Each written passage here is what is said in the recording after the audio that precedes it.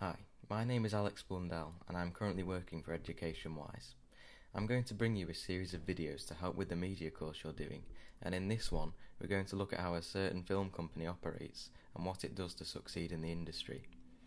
This certain company is the one and only 20th Century Fox, one of the biggest film corporations, if not one of the biggest corporations on the planet.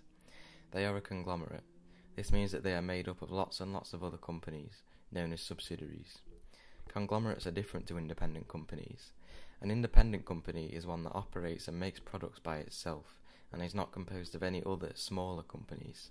These tend to be more local or national businesses, while conglomerates like 20th Century Fox tend to make more money and operate on an international scale. 20th Century Fox is owned by Rupert Murdoch. The company that he founded, called News Corporation, acquired 20th Century Fox in 1985, before News Corporation rebranded as 21st Century Fox in June 2013 and took over 20th Century Fox. As a conglomerate, it is composed of many other companies which help it to create a wider range of products for a wider range of audiences, such as Blue Sky Studios and Fox Searchlight Pictures. However, these subsidiaries are also composed of other smaller companies, so they themselves are conglomerates. The business is so large that it has a huge and complex structure, allowing 20th Century Fox to make as much money as possible. All of their subsidiaries mean that they can produce many different types of media products, such as TV, film and radio, as each subsidiary specialises in a different area. It is called cross-media ownership when a company can do this, and so 20th Century Fox is a cross-media company. For example, the 20th Century Fox Television subsidiary produces TV programs, while the Fox Interactive subsidiary developed and produced video games. In this way, 20th Century Fox can reach all sorts of people who are interested in different media products and make more money. In addition, since that they can produce for different platforms, they can cross-promote and advertise the Fox franchise all over the place. This creates synergy, meaning that their subsidiaries combine in advertising to make more money for the company. Sometimes 20th Century Fox works with other companies in what is called a joint venture. This means that two companies work together in a commercial way, usually to maximise profit. They remain individuals during the process, so they do not become part of the same conglomerate. For example, 20th Century Fox has worked with DreamWorks in the past. DreamWorks created animated films such as The Croods, and 20th Century Fox distributed them. In this way, both companies can make some money. 20th Century Fox is a company which has vertical integration and horizontal integration. These two terms are important in how a company operates. Vertical integration is when a company can control the production, distribution and exchange of its own products. Horizontal integration is when companies work alongside one another in a joint venture, similar to what I mentioned before. The companies that work together are called affiliates. An independent company or a conglomerate can utilise horizontal integration by working with others, but only conglomerates like 20th Century Fox can use vertical integration. This is because independent companies are usually only able to produce as they lack the size and resources of a conglomerate. For 20th Century Fox, horizontal integration is very important because it allows it to produce many different media products for many different audiences, as I explained earlier. If 20th Century Fox only had vertical integration, it could only produce, distribute and exchange films. It couldn't access the audience of video games, for example. It works with different companies who produce different media products to maximise profit. Vertical integration is also useful though, because it means that 20th Century Fox has the ability within the company to fully produce, distribute and exchange a media product.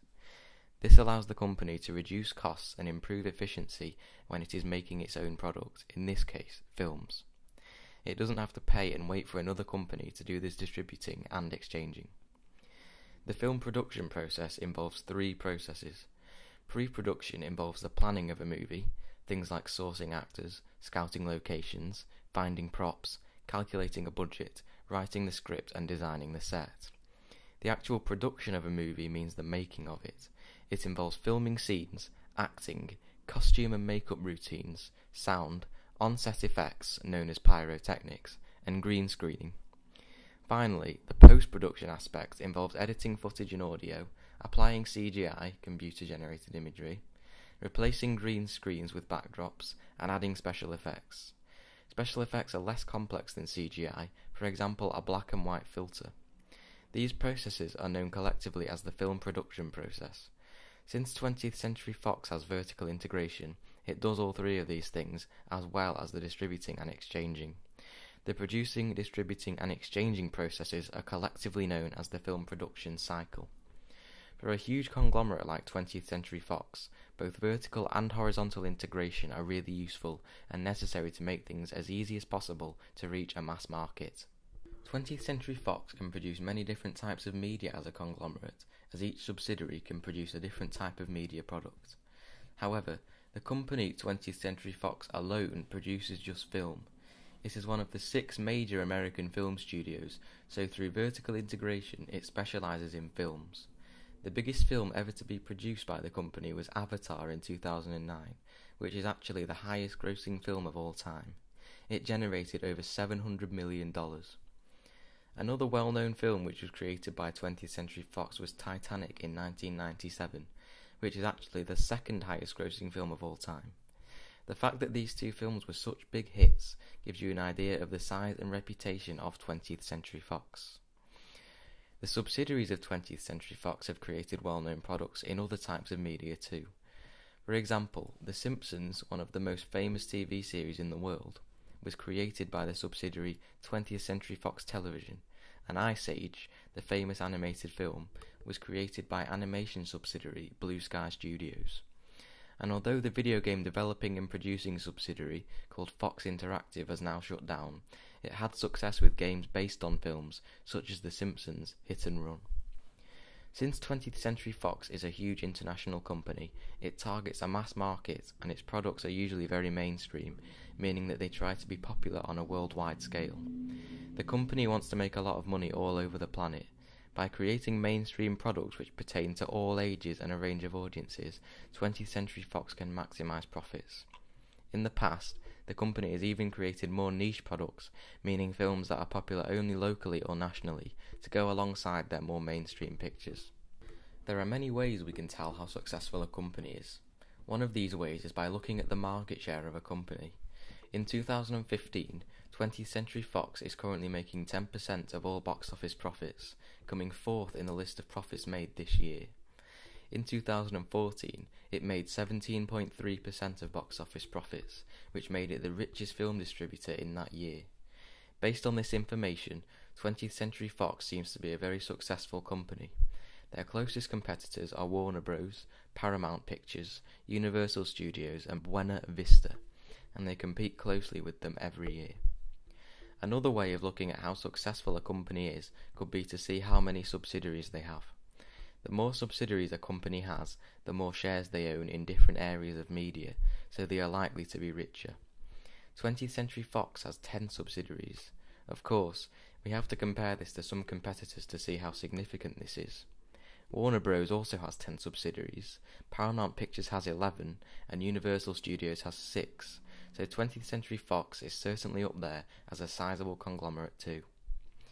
Finally, the length of time that a company has been going is a really good way to see how successful it is. Because if it's been going for a long time, it suggests that it makes quality products and has built up the reputation to keep going. 20th Century Fox was founded in 1935, so it's over 80 years old at the moment. However, Universal Studios and Paramount Pictures were both founded in 1912 and are over 100 years old, while Warner Bros. Was founded in 1923. Although 20th Century Fox is not older than these other companies, this shows that all of the top film companies have been going for decades and decades, so they are well respected and successful. All of these statistics, along with the fact that 20th Century Fox has created the top 2 highest grossing films of all time, should help to show you that it is a highly successful international company with a very high market position. The main competitors to 20th Century Fox, as I mentioned earlier on, are Universal Studios, Buena Vista, Warner Bros. And Paramount Pictures. These companies are considered competitors because they are all filmmakers like 20th Century Fox, and because they all consistently rank in the top 5 of box office profits made. The order might change slightly each year, but these 5 generally are always fighting it out for top spot. Often, the reason why a company achieves top spot in a given year is because it releases the biggest blockbuster film of the year, which generates a huge amount of money. For example, this year, 2015, Jurassic World is helping Universal Studios lead the pack as it has generated nearly $650 million already. This makes it the third highest grossing film of all time.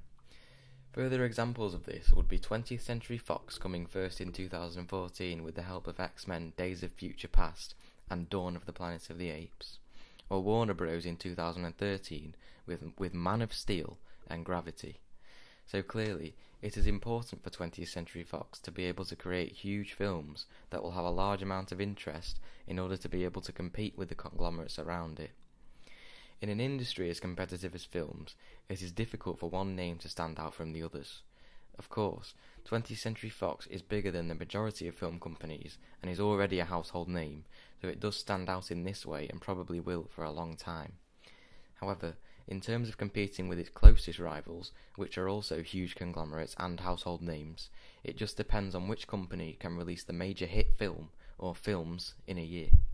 This is always changing as the companies are all closely matched.